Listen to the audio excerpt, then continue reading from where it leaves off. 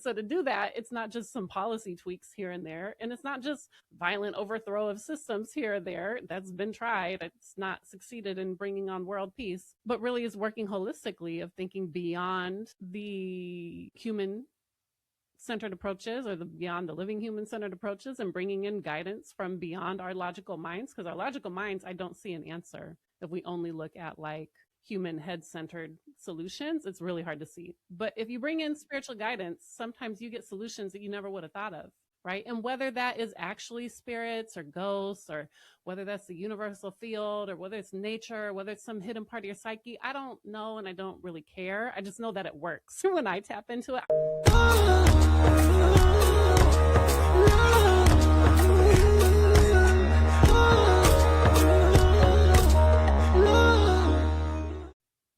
I like your cheers.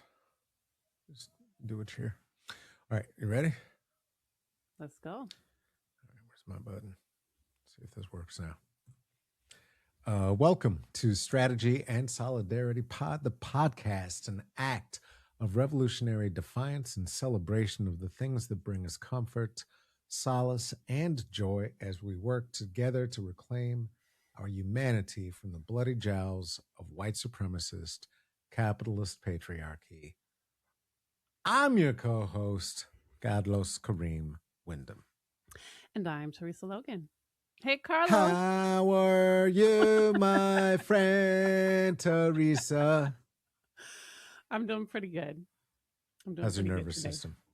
It's better today. I had a rough past few days. I don't know if it was like Mars square Venus, which is currently transiting my 12th house, or I don't know, just life, ongoing horrors and uncertainty. But I just had a rough few days where I was feeling pretty down, and illogical things, like things I know aren't true, but that just, feeling of like, am I a failure at everything in life? Just was weighing me down like an uncomfortable weighted blanket. But I feel like I'm properly caffeinated and medicated today, and whatever has shifted in the skies, I feel like I'm back in a grounded place of like, let's do what we got to do and keep it moving. How about you? Yeah. How are you holding up? I'm holding up pretty well. My zone is in an acceptable place. I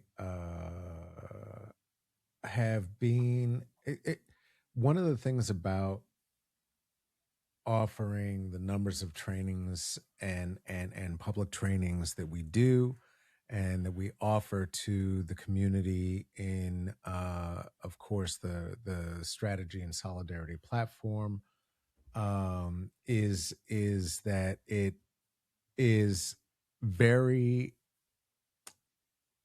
inspiring and instructive to be there on every side of the camera. Like, there's not much that goes on within the app that I don't actually gain a lot from, right? Whether it's the insight of a question being put forward by one of the members, or an offering like the offering that you provided today, or that Crystal had provided yesterday. The opportunities for actual real-time engagement that happen in the live streams in particular, right? Where editing out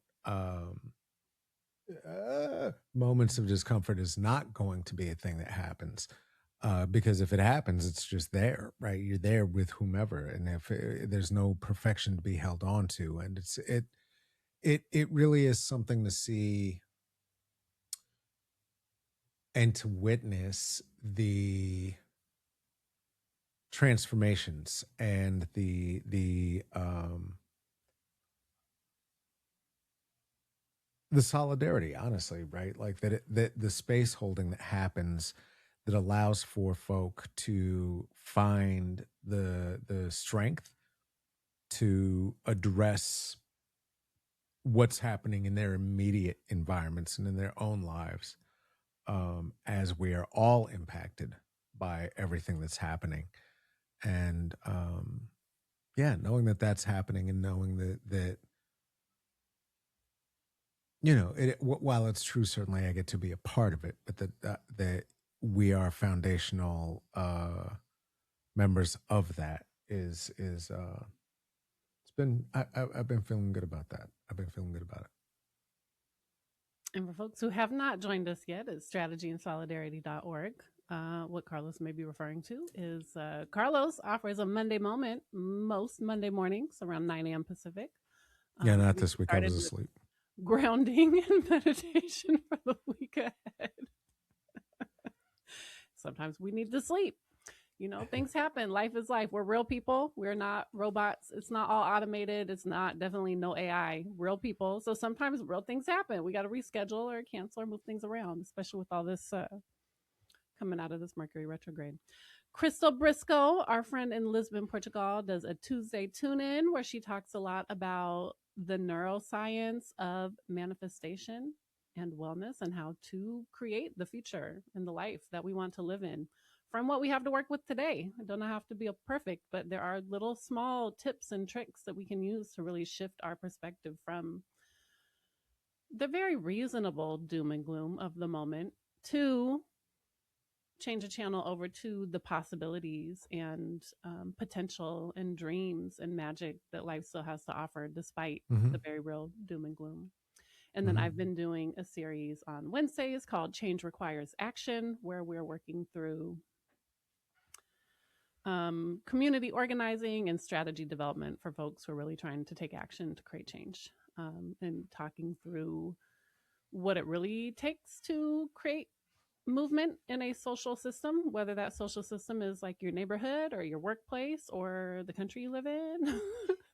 And kind of dissecting this mythology we have around this idea that like change happens because people get spontaneously angry and all run out into the streets and protest, and the demonstration of their anger forces the people in power to change their plans. And there's occasions sometimes when that does work and happens, but usually it's in coordination with a lot of other strategies and organizing behind the scenes around policy and legal strategies and community organizing and finding resources like money for these things and lunch to feed people, whatever it is, got to come from somewhere.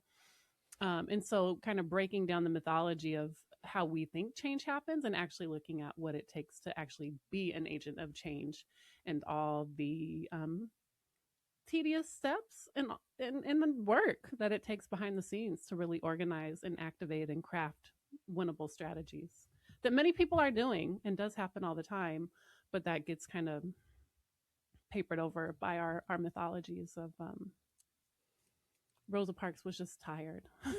She was just tired. She'd had enough. She refused to get up. It's like, no, she was a veteran organizer. That was an intentional planned action. It was the second time they tried that planned action, and it required incredible mobilization of tens of thousands of people. 30 to 40,000 Black folks in Alabama participated in the Montgomery bus boycott. We don't have 30 or 40,000 stories, but there were at least that many people and more who were not regular bus riders, who supported with organizing logistics and being telephone operators and chauffeurs and driving people around. And like, there's so much work that went into that. And we do such a disservice to it to just be like, she was tired and she refused to get up. Yeah, and remembering that it's regular people, right? Like it was, it really began with Claudette, who was a 15-year-old child who was pregnant and refused to get up, that who was also a member of an organizing party already, and that these are people who are on a bus. Like it is bus riding people, right? Buses have been the cheapest transportation since the United States decided we weren't going to have public transit. We were going to have roads. This was going to be car culture, right? Love it. But as that was happening, as a pregnant teenager, she wasn't a innocent enough victim to be the poster person for this movement. And too dark-skinned and a bunch of other things, right? Yeah, like there were a bunch of considerations that went into the optics of what it would take to move a localized population to begin with. But as eyes from across the nation began to be drawn to the movement, there was, much further consideration given to like, where do we give speeches? What do we say? How do we frame it? Mhm. And it really was about a moment, right? Like the thing is understanding the distinction between truth and facts, and that sometimes there is a distinction between truth and facts, right? The truth of what it takes to inspire a people may not be about standing up and spewing a bunch of endless facts and then this happened and then that happened or that, right? Like that may not catch anybody or activate anybody Will not. if the story being told cannot be told in a way that is bound to resonate in folks' ears, right? And anybody can do that. Anybody can do that. It's Shirley Chisholm is an example of that, right? Like people, Harriet Tubman is an example of that. There Are you are saying we people with should go with the simple story of Rosa was tired and refused to get up?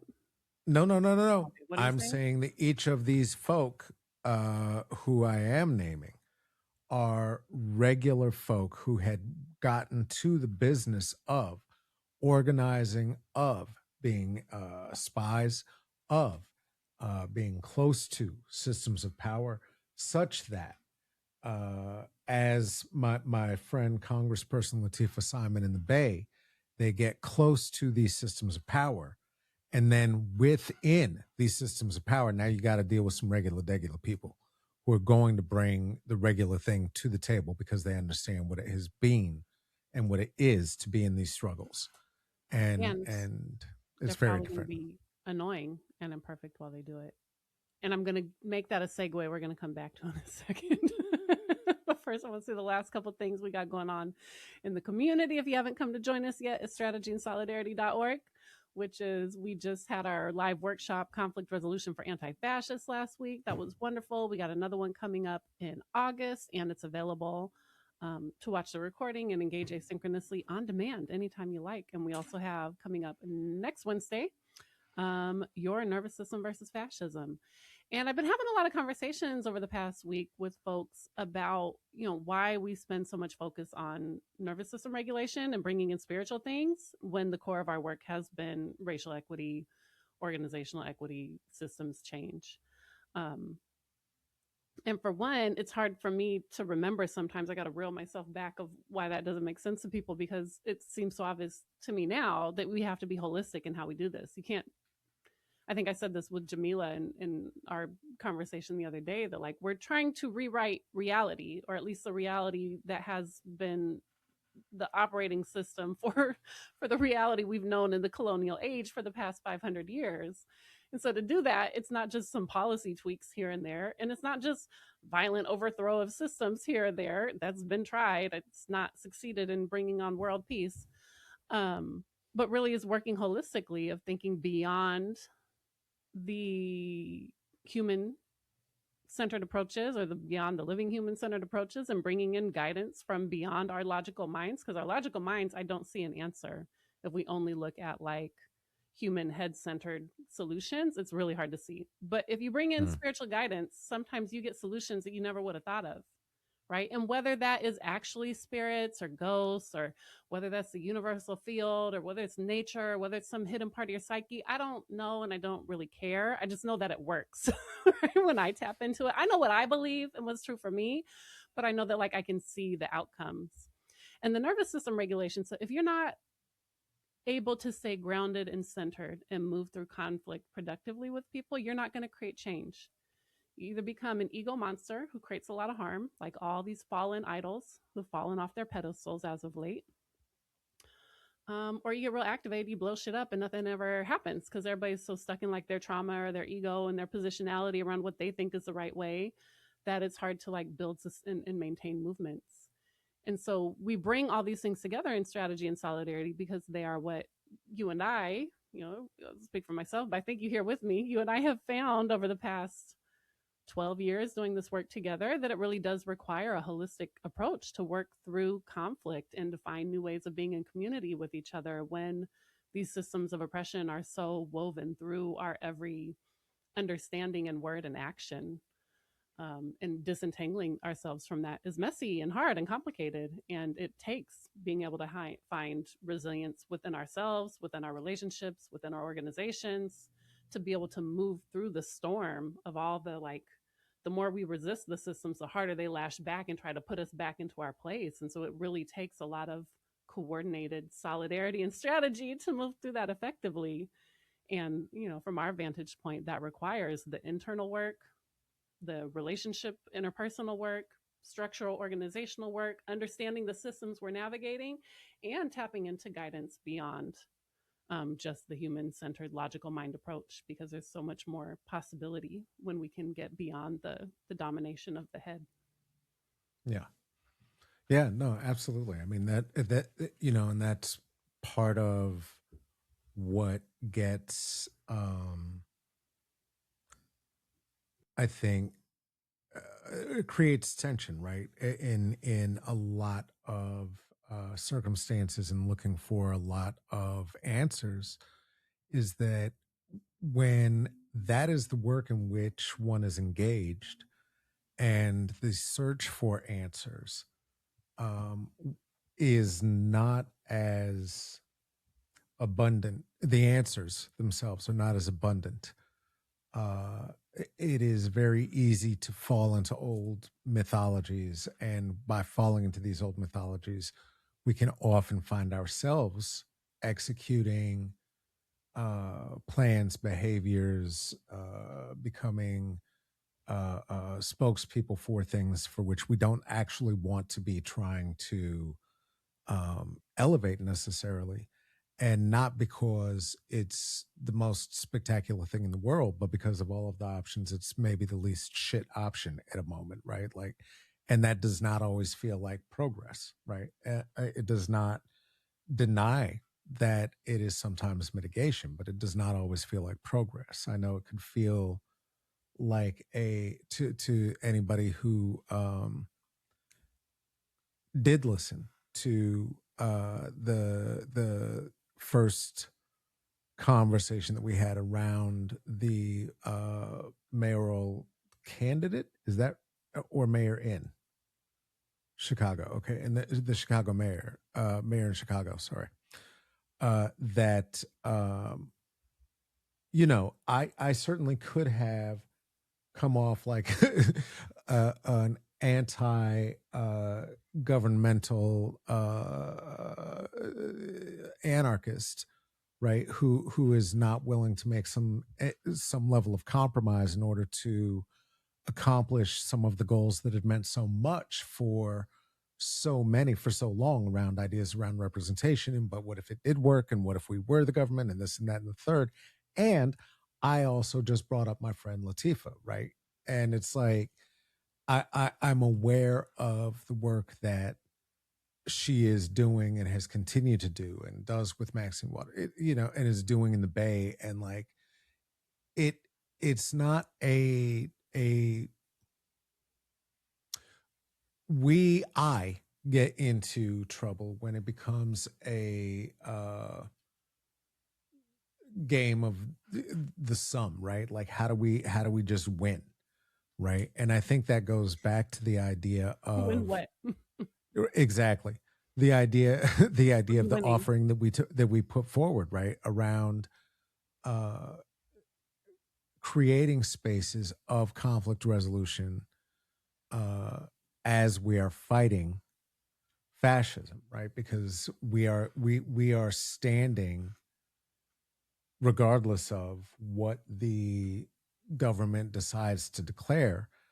I will clarify once again, if one is not anti-fascist, then what is the position that you are taking?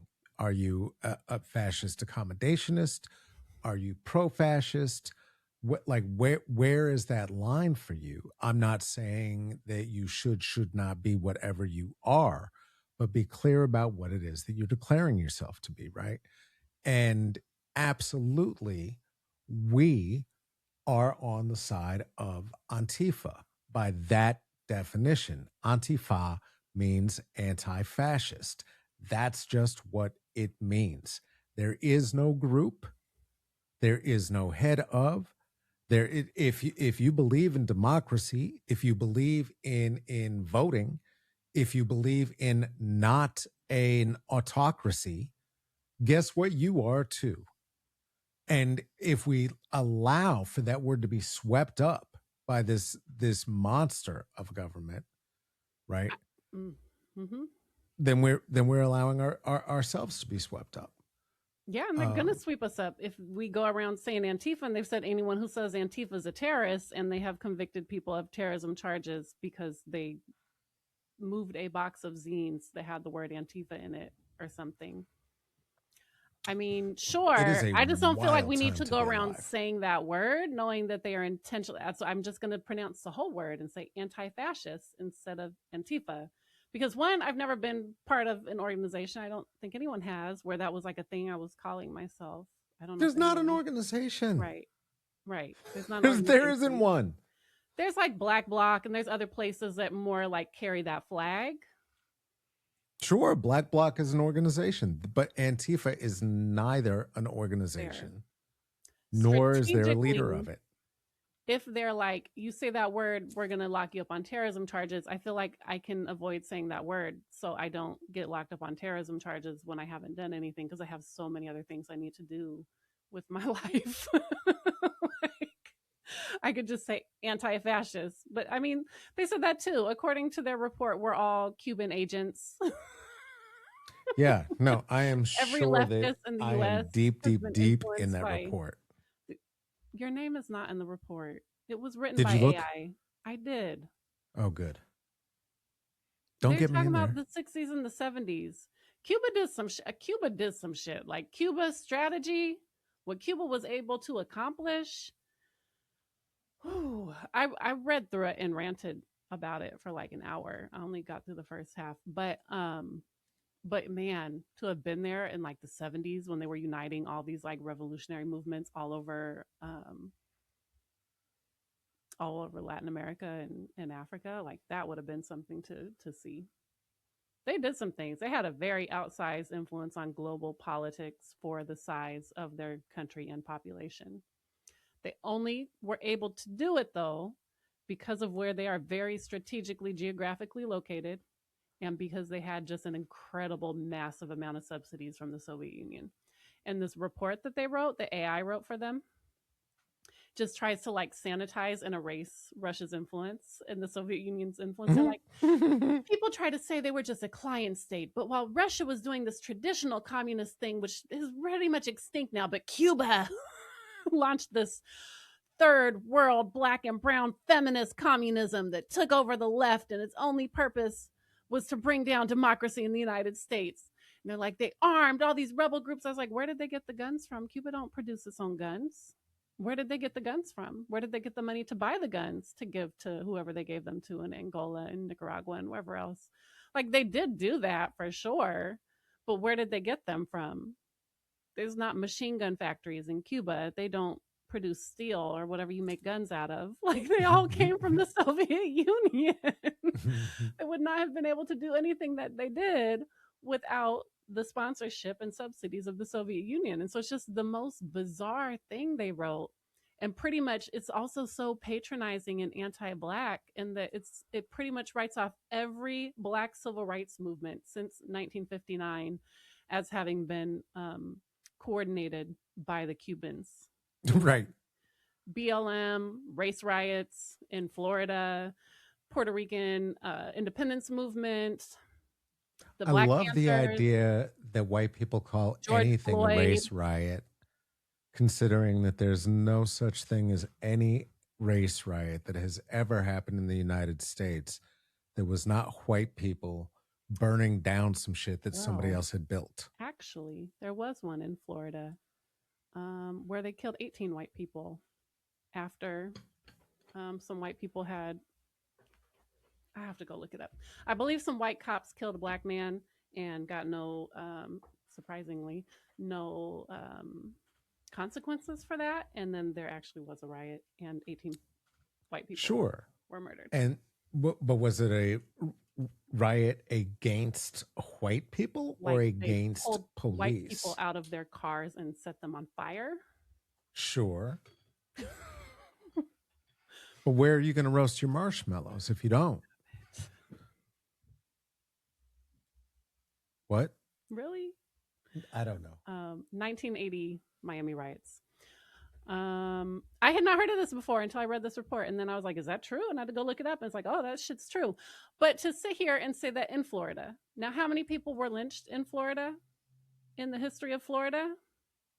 Several hundred, right? And so to be like, after several hundred years of racial terrorism, enslavement, and Jim Crow segregation, to be like, the only reason these black folks in Florida rioted in 1980 was because Cuban agents antagonized them to do so. Just write off the entire history of black oppression in the United States, or that black Well, I mean, Americans you would know, have any of their they're own from reasons. the home of Disney World, and Disney World gave us the Song of the South, which is the film about happy slaves. And if you want them to be happy, you can't be playing that sad, sad music from Russia, because if you do, then they will want to take up arms and find freedom. You know, Russia provided Harriet Russia, Tubman that's with I don't know. I'm just trying to spin whatever AI bullshit may have. You know what I'm saying? why. I'm just like, I don't like where I'm so confused. What's this happening right now? nonsense bullshit idea Mm-hmm. that somehow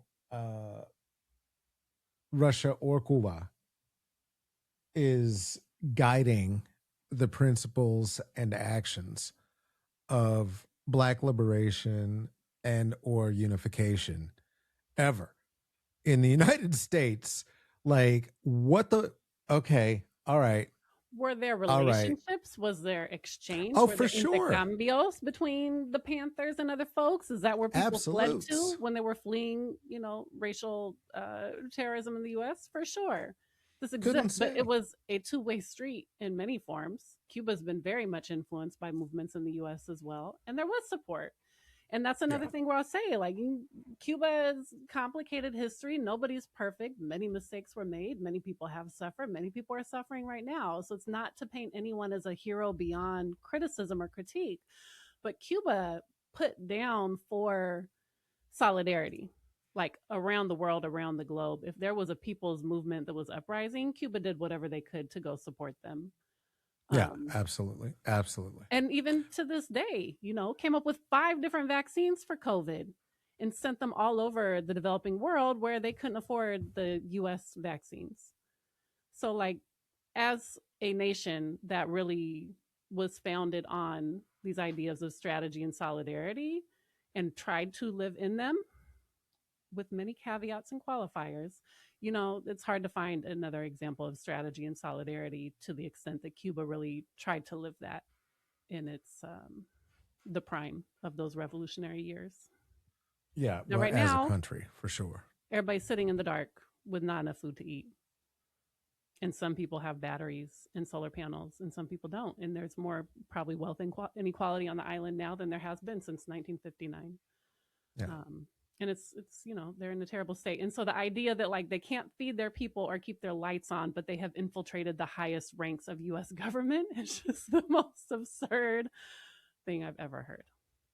well, and I will add to that, right? That the idea that they can't that people are without electricity and without enough food right now is directly because the United States government has decided that we are not only going to not provide humanitarian relief in the places that in which we have been invested for decades now, but that we are going to withdraw any humanitarian aid from places that disagree with policies and procedures of a fascist state, right? And What are you talking so about?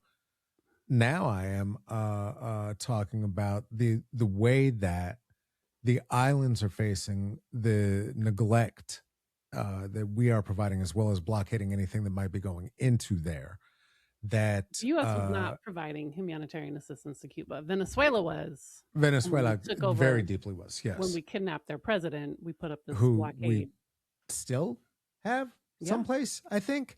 Yeah. He's doing important stuff, just no one's talking about it. Yeah, the baseline stuff that that we just knew that was done, right? Like if something happens on the ground that is a weather thing, then it is the president's only dumbass job to get on a helicopter, to go there, to walk around and look at it like they're going to do something, Here in the and then US to or write the abroad? government here in the US, and then to give the local government, to give the governor hey, yep, it's a federal disaster, and here's some money, which is again made by the government. They can make as much as they want. And so then now the good news, and we did talk about this beforehand because it is good news, 98.2% of Oregon is not up in flames right now, and that Really is a good. very high number. Yes. That said, the 1.8% of burned acreage actually equals 1.1 million acres, and quite a number of people all along the far eastern front, below Pendleton out to Boise. It is not great. And again, the most impacted are the First Nation people of this land. Warm Springs, last I heard, was under a full evacuation order, which is one of the primary tribal areas in the state. Yeah, it's not great. It's, there's often fires. This is on track to be one of the worst years, and it's only July. Fires often kick off more later in the year, like August, September. So it's not great. Maybe fall is coming early. Some of the trees are starting to change color already, and the fruit is like ripening. So it's like the season seems to be off. So maybe we'll get lucky and get some rain and have an early fall, but it's not good. Yeah, Not good. that also would not be Fire. great for that area, considering, because that would create huge flooding at this point, because it's been burnt down. So I mean, like if it all of a sudden turned into fall in that area, like we would have a whole new problem. And I only know that Yeah, from the everything fires in the impacts Rockies, right? Like it's just like we're in a heightened state where basically what we need is for the government to be standing in solidarity with the people. Oh, for sure. And That's what we're talking about. Yeah. the whole idea that He's refusing to declare national disasters in blue states as an act of political retaliation. like, what the fuck even is a blue state? I'm just like, this is the dumbest conversation. With the majority of Democratic voters and a Democratic governor. Dumbest possible conversation a human being could have. I'm just the most daft. No, not you. It is just daft, because the whole idea of red and blue states was a conversation. No. I'm talking about the national conversation, not you, right? The idea of red and blue states was not a thing that even existed until, what was it, like 12 years ago? Like it's just some made up nonsense. No, everyone it's not made up nonsense. It's very real in electoral politics and how the levers of power in this country get pulled. States are not colors. The Electoral College will do what the Electoral College will do with or without the people's votes. We know this for history. Now we will try to hold them to account. I mean, most states have laws that the Electoral College must vote in accordance with what the population votes. So I don't. And they will try to be held to account, and then we will see things like what happened in Florida, and then we will see things like what happened with the last election. Like what, and what then we will see. You gotta things, give more details, because we don't very specifically in Florida. Al Gore should have been contesting what was going on with these bullshit hanging chads in the re-election, and should have been elected president then. But Democrats are not willing to stand up to fascism because they are oligarchs too, and the rich benefit from fascism. Yes. The That would be Democrats too messy. are the old dude in the back of the Snowpiercer train. That He would be let too them eat his messy. leg, but he also did it to keep the power structure in place. Yeah. And the reliance of and the willingness to acquiesce to this power structure is at this point, when a great number of states are in need of federal disaster assistance, that this is being allowed on any level. How would they disallow wild it? Shit. They're like, sure, that's fine. How are they allowing it?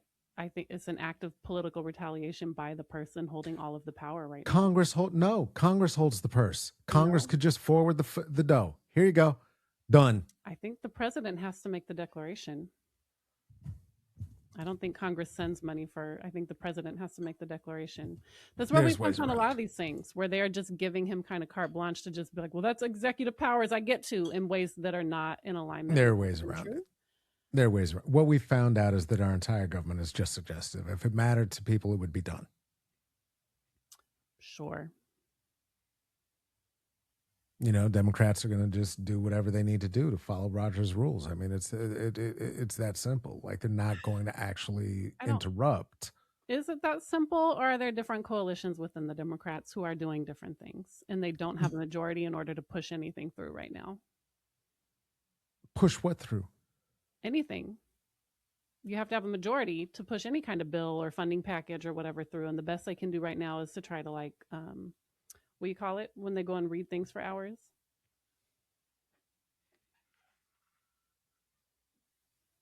But I also don't filibuster. Yes, filibuster and stuff, because they don't have enough majority to push anything through if they wanted to go do some funding. Now, could they be doing more to stop things? It seems like they should.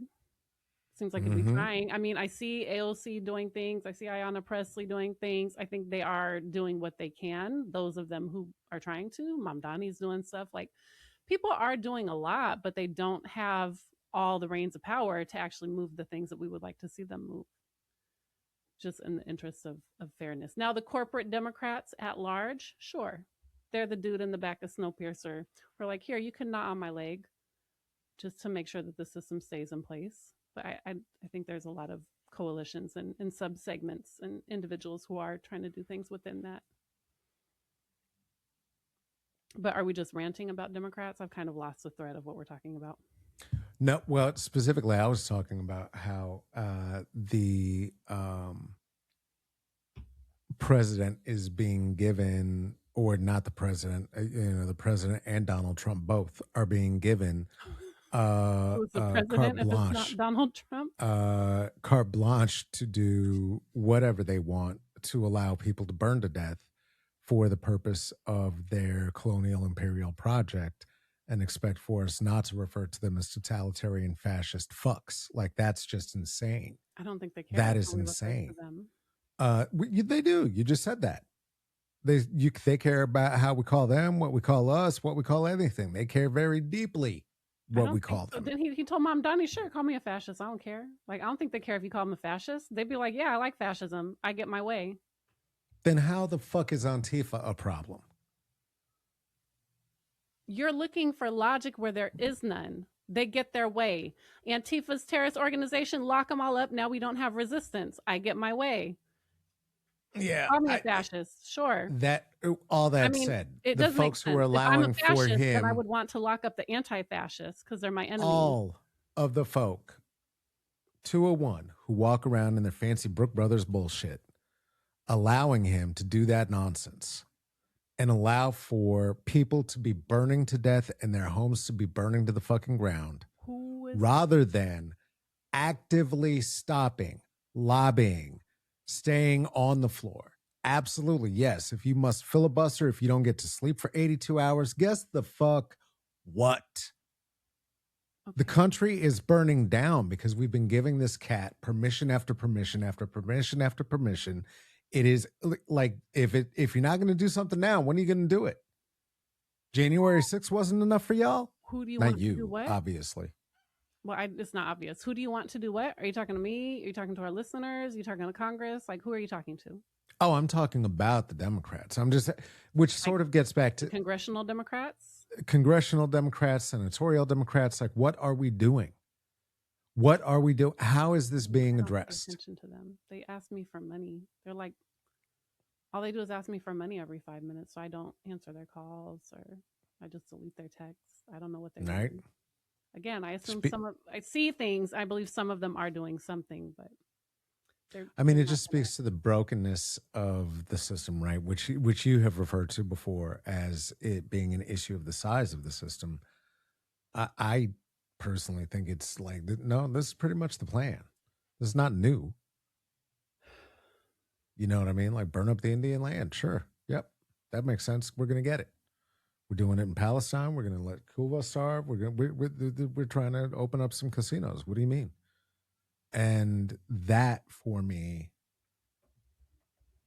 is the part where I start leaning it that is where I start leaning into the need for human to human solidarity away from the electorate stuff, because the electorate stuff doesn't seem to be helping us enough.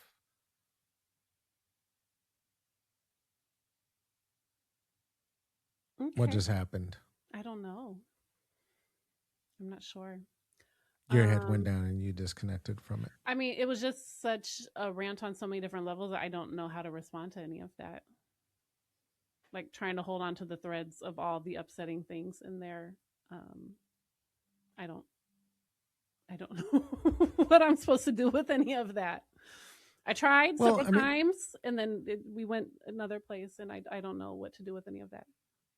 well, it's just the overall federal agenda and the way that the overall federal agenda is very much in lockstep with the colonialist imperialist project globally. That's all it's ever Um, been. yeah. And of course, burning people off of their lands, letting them starve, doing whatever so that they can go set up a little house on the prairie. Yeah, that's pretty much. That's not. Yep, this seems right. This seems right. That's grab the settlements. I get you. Okay. Let the Democrats burn. Like it seems though that the Democrats, because it is them burning, might stand up and say a thing or two. And Hmm. so far, that Okay. doesn't seem to be happening at any level that is worth a shit. So you don't see enough Democrats taking action to try to compel Trump and his administration to declare emergencies in the so-called blue states that they're denying requests for emergency aid from. Or anywhere across the earth that seems to matter. You know what I Okay. mean? It just doesn't. It seems like they're just like land grabbing and shoving as much in their pockets as they can, Yeah. somehow thinking that Yeah. That's there's a pretty much win in there very someplace, consistently the somehow. only thing they've been doing.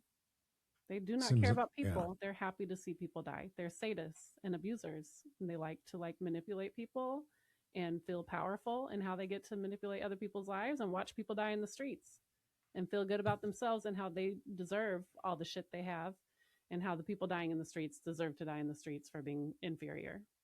Like it's just the ultimate monster of white supremacy and capitalism in a demonic humanoid form, just spewing hate and nonsense all over the place. In a demonic human, there's got to be something like that in the Odyssey that I don't know about. I I have haven't no idea. I watched haven't it and seen I it. I'm don't not want to going talk to. about I'm not it. interested at all. We were going to talk about, and I'm not quite sure how we got where we've ended up. We were going to talk about the cliffhanger we left off on in our last episode that we both recorded. I think we had a conversation with me and Jamila that we aired last week, if people are following along chronologically. But we'd left off with a little bit of a cliffhanger, and I think we wanted to kind of talk through how we manage our working relationship when we are not in perfect lockstep or on the same page or find each other irritating and annoying, as we often do, even though we also enjoy each other's company and love each other very much as well. Um, so, from my recollection, we were both a little bit irritated in the conversation. I'd brought something up about the mayor of Chicago because I liked some of his Instagram reels. And I said, maybe he's our next president. And then you're like, is he a establishment Democrat or something else? I was like, I actually honestly don't know. And then started ranting some more. And I was like, how about we leave it here and we go do some research and we come back and have a conversation with the actual facts. And I believe I interrupted you twice in a row and may have pushed you out of your zone. And we kind of left off on a cliffhanger and said we would come back. Now, I don't know if it read that way. I don't know if the level of irritation read to our listeners, because when I went back and listened to it, it sounded fine. But as I re-listened to it, I was like, I did interrupt fairly often. I was mostly trying to ask questions and like understand and unpack things, because sometimes you do get going down a path that is full of milestones and markers in your own brain that the rest of us do not share. And so I'm trying to like make sure I'm actually following you on the journey, and that our listeners can, or participants, whoever's with us in the room, can also follow along. But I think that level of other things that had already been happening in your life, things you were dealing with on that day, I think your resilient zone that we talk about may have been a little narrow that day, given the other pressures that were kind of compounding in life.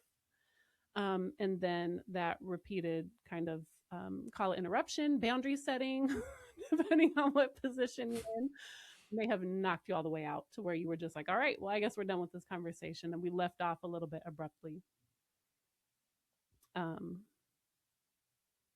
which was confusing to me. And we had some conversations after that. So this is a lot of backstory to let people know what our side of that was. It may or may not have been able to pick up on that. But I think for us, in terms of strategy and solidarity, it's really important to like, you don't have to love and be best friends with everyone that you work with. And that's what I do love you. And we are, maybe I think Dahlia is actually your best friend, but we are good friends in real life. And we do find each other very irritating from time to time, because people are irritating. I don't know. I got Mars in my first house, but it's in Libra. So like I love everyone. I can see all their superpowers. I also think everyone has an annoying superpower as well. Like everyone is annoying on some level. So I just have an expectation that everyone's going to annoy me at some point. And we have to be able to work through that. Because if your strategy or your solidarity depends on people not being annoying, or assuming that people are going to be perfect and show up perfectly and exactly how you want them to in every moment, that is just setting everyone up for failure, right? People are going to be annoying. We're going to be imperfect. We're going to have hard moments. We're going to have conflict. And being able to develop, as we were talking to at the beginning of the hour, our own nervous system regulation, our ability to recognize when we're knocked out of our zone, having skills to get ourselves back there, being able to receive feedback from one another and offer feedback to one another, to assess when is it really necessary for me to push or hold a boundary, and when do I need to be flexible and kind of understand what's happening for the other people around me.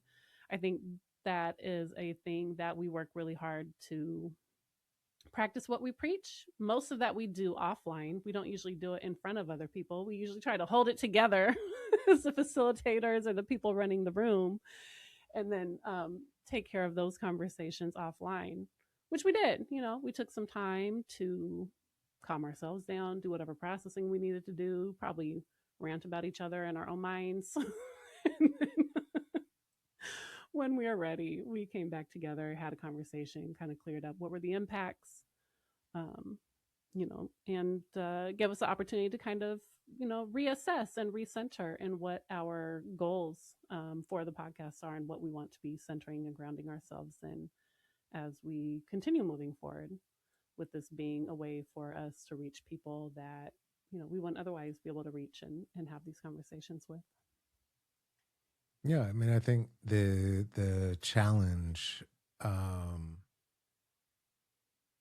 that we have seen time and time again, which is part of why, and again, right, this is, I hope it is clear and obvious that neither the process in which we are engaged, nor the podcast is very staged, right? It is actual conversation happening in real conversation time, like friends over coffee who think about these things quite a lot, right? And as such, because we go to some very challenging places, and I think I demonstrated it again, tend to be much less hopeful about mainstream politicians and the way that they're meant to function.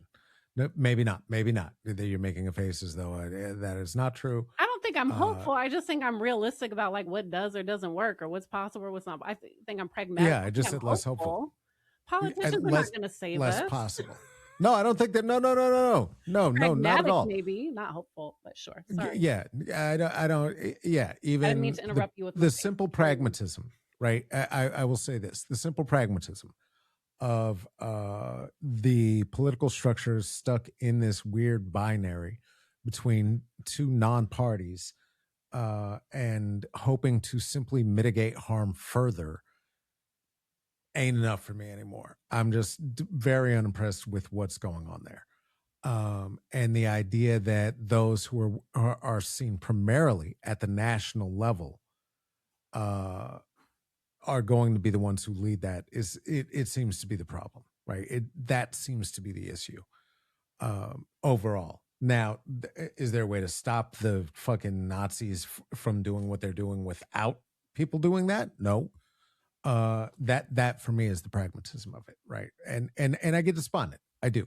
I and it's not new to our conversations, our relationship, the nihilism that I find to be absolutely necessary for people to be able to let go of the former structures and systems and to find the path toward being able to actually grieve the hope and belief in the systems that we thought were going to be there, because they're not, such that we can begin to imagine, visualize, and see what we are going to build, because we are the ones who are going to build it, right? And like, one of the things that is challenging is that conversation gets stuck for most people. I don't think for us. I think that conversation gets stuck, and where I get stuck in that conversation rather is at the point of but what about the justice, right? Which is like which is not again, like, what are you winning? What are we talking about? Like, let's get people fed, right? Like, but what is the where are you talking about? Who says well exactly well exactly, right? Like this false Kantian idea that somehow the government and society is going to take care of each other and ourselves because that's in our highest interest. And so therefore, since that is an idea that we can simply understand at an intellectual level, people are going to do the right thing, like, or ought to. And so let's design the society for that to function that way. Clearly, having that debate, it doesn't matter, right? Like, that is not a thing that is being pushed forward by the government. And when I get stuck in conversations about the government, when I do, right? When I look at the ways that it functions, I get very frustrated. And it does take me back to that very kind of reactive, like, God damn it, just put out the fires. I really don't want to hear anything else about it. If you have equipment and you have water, do whatever, get in the goddamn plane yourself. I don't care, dog. You have access. I do not. I mean, and that doesn't You know what I'm saying? I know that's Except that that all the they've set up the planes are system already not to do flying that. and all the firefighters are already a different fire. Like they don't have enough equipment and firefighters for the number of fires right now. And I know they've set up the system specifically to fail and gutted it to do so, and are now making very deliberate choices, as he have said, to let blue states burn. Like that's where they're at right now. I'm talking about the entire federal government. And that it is such an alienating and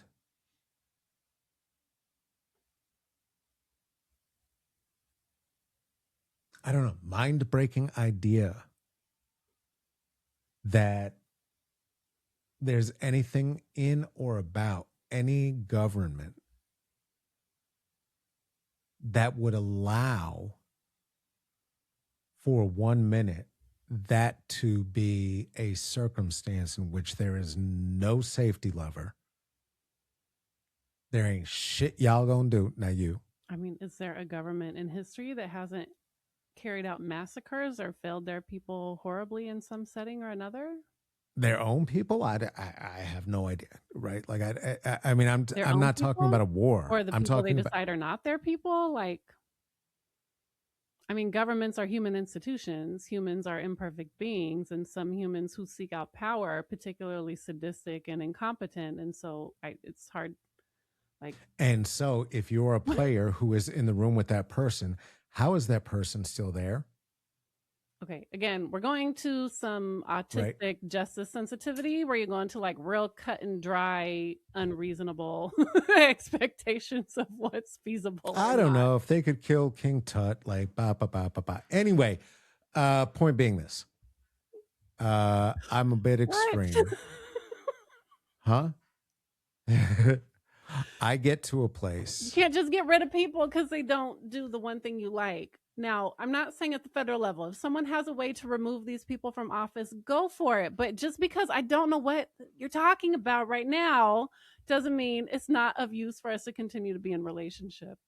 In that place of like, well, they're not doing it right. Get them out of power. It's like, one, easier said than done. And two, how are you going to get them out of power? Like this belief that there's some magic authorities around, or like just it's kind of to the my point I was making earlier, that the people are just going to organically rise up and like storm the palace. It has happened on occasion, but usually with a lot of organizing, or particular, very very particular things coming into alignment at just the right time. The expectation that's just going to happen and fix things, I think, is not helpful or realistic, even though it's very reasonable and understandable. Yeah, I don't know if it's less helpful or realistic than whatever the fuck they're not doing. Like that's the part for me. I'm like, okay, well, I guess sit on their thumbs and like go to committee meeting.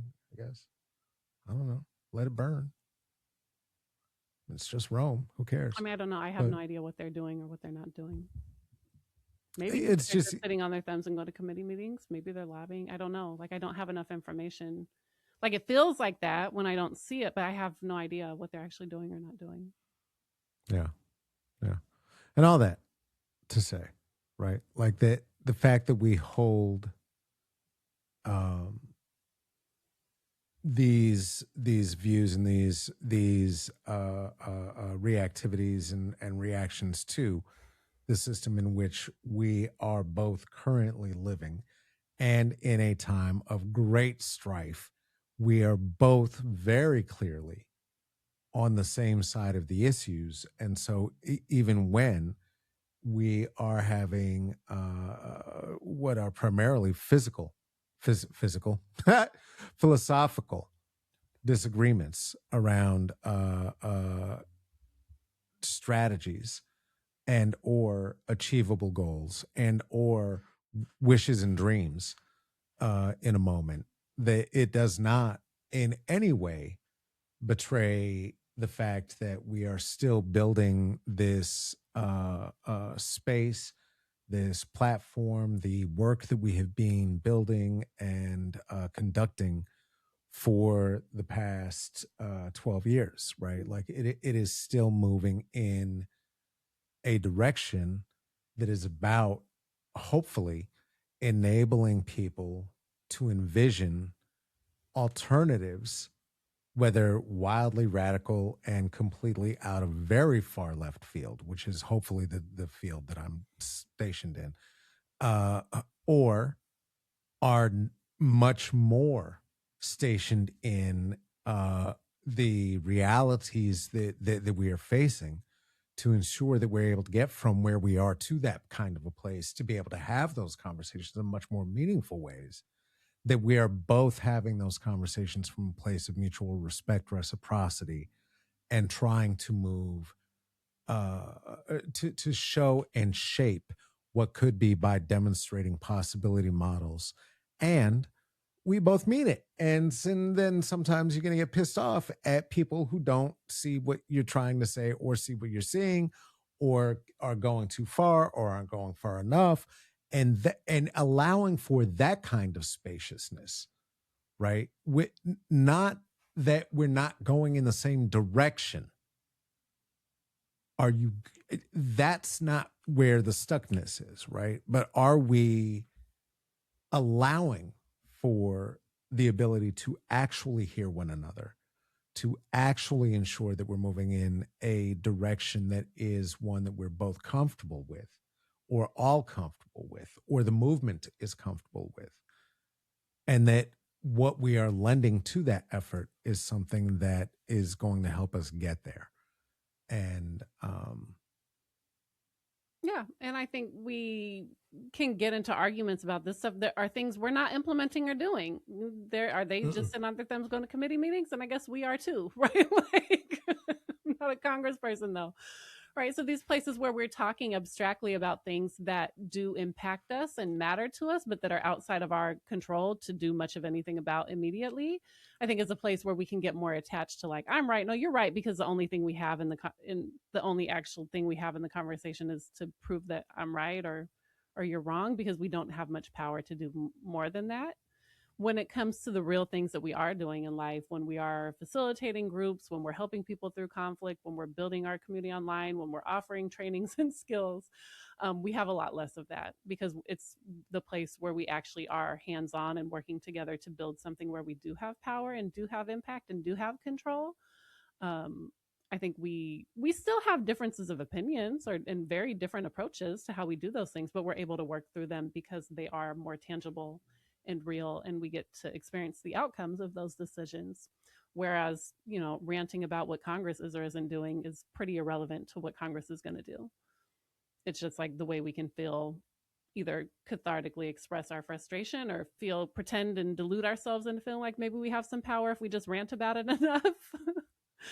yeah, And or I hope, don't say that to or the hope that minimize. they're going to do it. I say that to analyze and understand where we're coming from and what we're achieving in a moment. And there's a time where that's useful right. and helpful, because it is an analysis exercise, and it helps us think through, if we were the ones setting up a government, how would we set it up? What would we do differently?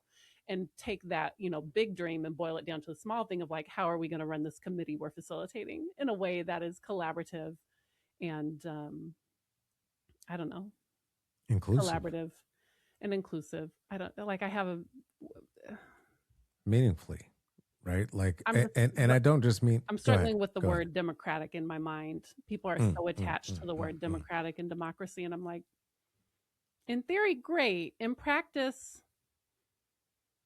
I don't want to be authoritarian, but also this representative democracy of voting for billionaires and millionaires to supposedly represent your interests while they line their pockets in Congress. If that's your version of democracy, it doesn't seem like it's working great.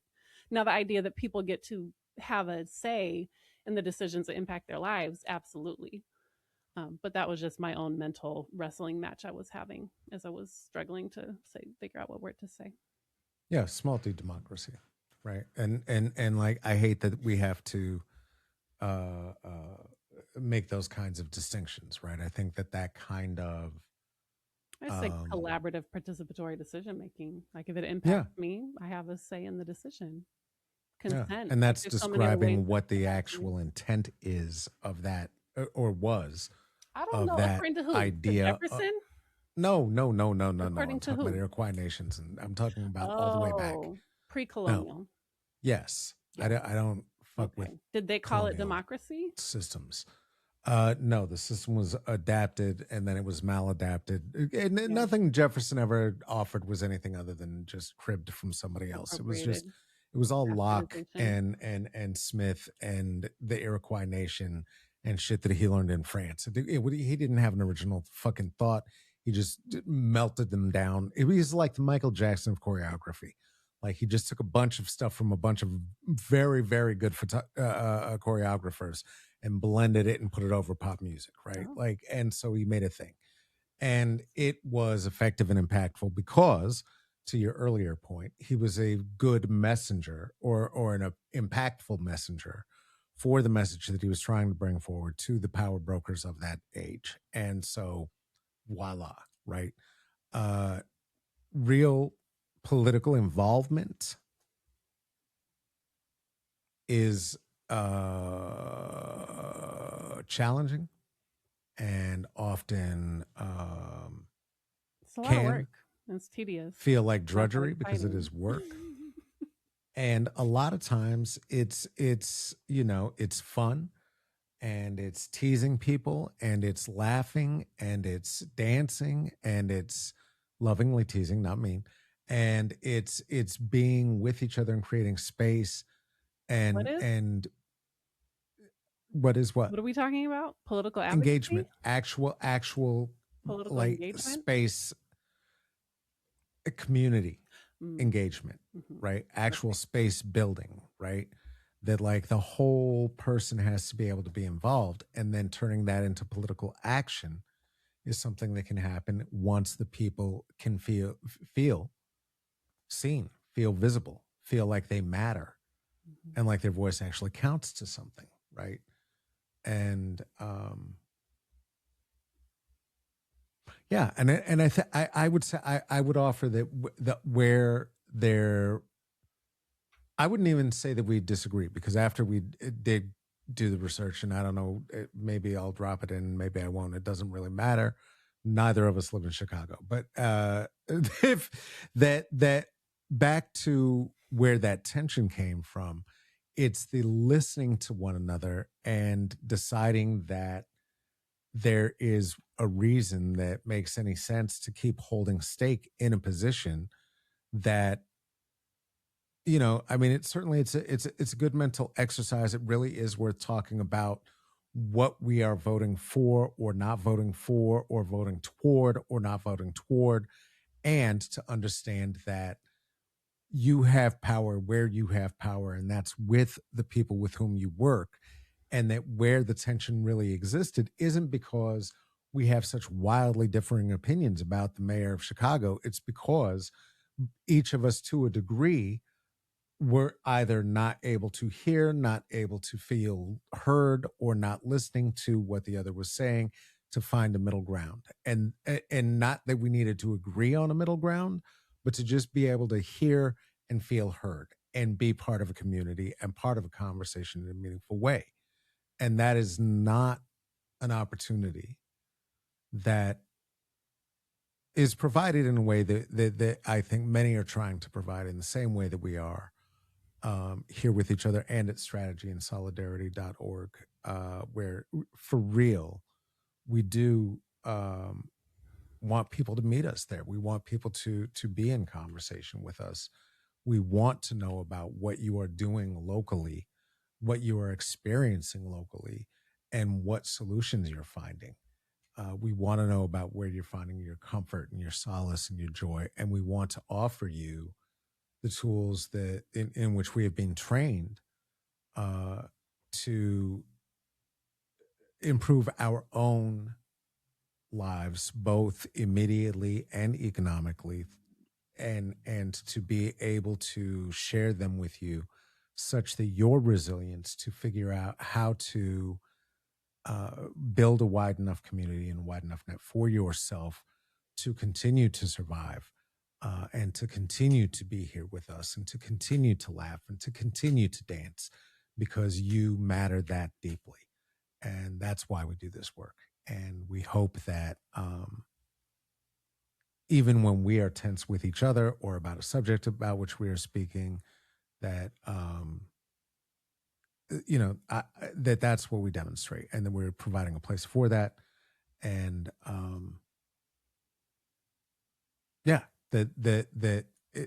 the struggle to and I will be very quickly defensive. The struggle, when we say the struggle to have conflict resolution for anti-fascists, that is what we are talking about. We are not talking about creating conflict resolution with fascist people. Fuck fascists. Their ideas, their worldview, their actions, their articulable objectives. We do Fuck talk 'em. about how different strategies may be appropriate for different ways of engaging and resisting and interfering with fascists. Like, There's maybe don't say strategies. fuck a fascist all over your podcast and get yourself thrown into prison or a gulag. Why aren't you listening? It's almost like they're not paying any attention to anything you said at the beginning. Almost. But to your point, we do talk strategically about what's your strategy in confronting and engaging with fascists, and what kind of strategy is likely to be most effective, and when is it a complete waste of your time because you got other things to do. Yeah. And how to develop these kinds of partnerships and relationships where you can work through conflict and difficulty when there are high stakes, chronic stress, lots of trauma, people moving from trauma and survival responses and not regulated or resourced. Chronic conditions. And Woo! being able to move through the difficulty, because it's actually, that's how we build relationships, and that's how we build strong movements, is being able to work through conflict, through cycles of harm and repair, instead of just compounding harm. Right? So breaking the cycles, but being able to work through it, because there is no way to be in relationship with another human being without having some conflict at some point, no matter who they are. It's never going to be just like happily ever after for all time, animals landing on your shoulder and singing songs to you or something like. One thing I will say is that each of us, that I've noticed this in our relationship, is that when we are annoyed with ourselves, that we are both willing and able to reflect on why we are annoyed with ourselves, and to be able to own it and to face into it. And that is not always comfortable. If you're not able to be self-reflective and kind of critique yourself honestly and lovingly without going into shame spirals, you'd have a hard time giving other people constructive feedback if you can't deal with it yourself.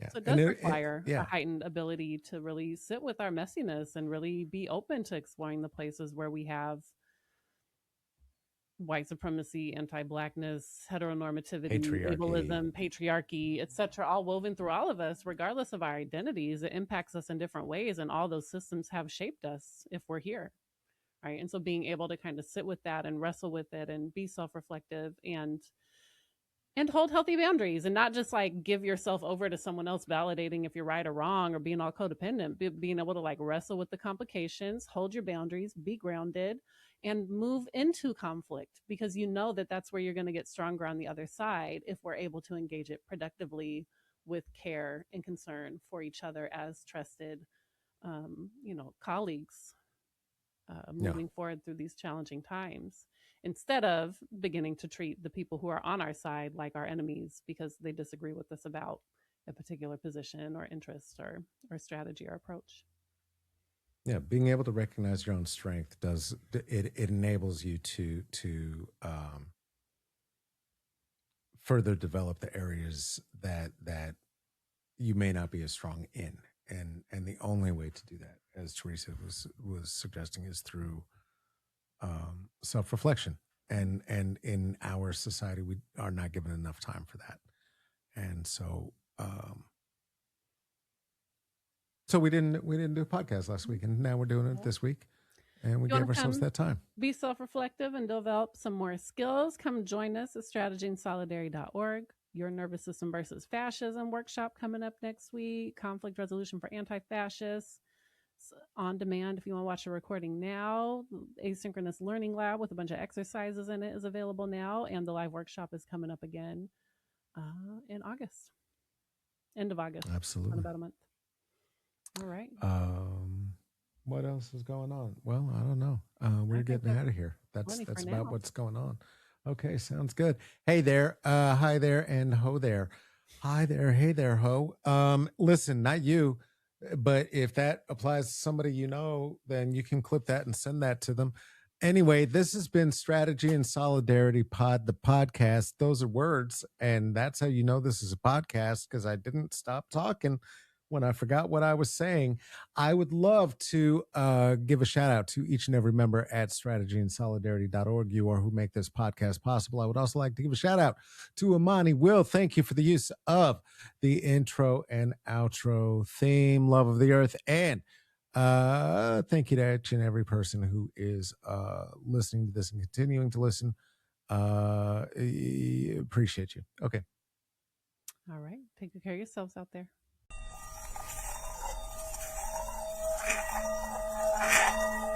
What am I?